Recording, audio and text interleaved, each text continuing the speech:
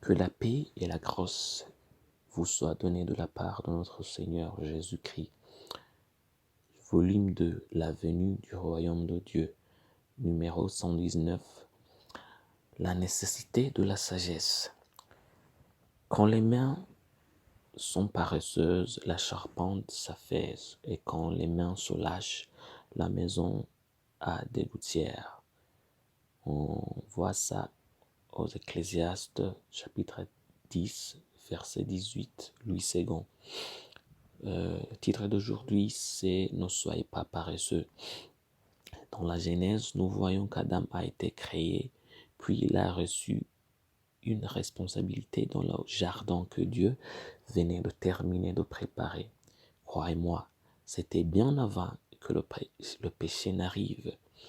L'Éternel Dieu forma l'homme de la poussière de la terre. Il souffla dans ses narines un souffle de vie et l'homme devint un être vivant.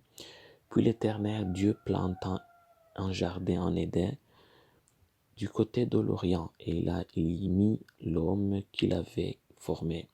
L'Éternel Dieu prit l'homme et le plaça dans le jardin d'Éden pour le cultiver et pour le garder. Ça, c'est en Genèse chapitre 2, versets 7 à 8 et verset 15. Voyez-vous, le Seigneur a mis Adam dans l'Éden avant la chute et sa responsabilité était de cultiver le jardin et de le garder. Comprenez-vous cela? Les responsabilités sont arrivées avant le péché et le travail était la première chose qu'un homme devait faire. Maintenant, le travail de notre côté, la dureté du travail est venue du péché, mais le travail en soi est juste quelque chose que nous avons été faits pour faire. Cela nous apprend une chose importante. Dieu n'acceptera pas dans son royaume un homme paresseux. Savez-vous que Dieu lui-même travaille jour et nuit et ne s'est pas arrêté? Car même aujourd'hui, Dieu travaille encore. C'est la raison même pour laquelle Dieu s'intéresse à ceux qui sont courageux et qui se poussent en avant. Nous travaillons dans le nouveau ciel, une nouvelle terre que Dieu est en train de préparer. Je veux dire, si Dieu est au ciel et qu'il est tout puissant et qu'il a les armées du ciel et pourtant il travaille encore, que pensez-vous qu'il que pensez-vous qu'il se passera quand nous y serons? Si nous mangerons dans le nouveau monde, alors cela signifie que nous travaillerons aussi. On va lire en Jean chapitre 5 verset 17. Mais Jésus leur répondit, mon Père agit jusqu'à présent, moi aussi j'agis. En Actes chapitre 20 verset 34 à 35, vous savez vous-même que ces mains ont pourvu à mes besoins et à ceux des personnes qui étaient avec moi. Je vous ai montré de toute manière que c'est en travaillant ainsi qu'il faut soutenir les faibles et se rappeler les paroles du Seigneur qui a dit lui-même, il y a plus de bonheur à donner qu'à recevoir. Et au 2 Thessaloniciens chapitre 3 verset 10, car lorsque nous étions chez vous, nous vous disions expressément, si quelqu'un ne veut pas travailler, il ne mange pas non plus. Le travail est très important dans la mesure où Paul, avant son départ, leur a rappelé que celui qui ne travaille pas ne doit pas manger non plus. En d'autres termes, nous montrions la différence entre la paresse et la pauvreté. Dans la pauvreté, un homme travaille, mais son salaire ne suffit pas à le faire vivre, lui ou sa famille. Dans la paresse, un homme refuse de travailler du tout et s'attend à recevoir des aides. Mais c'est bien là le problème. La paresse tue l'avenir et détruit le destin. Comme nous le savons tous, Dieu a des bons plans pour nous.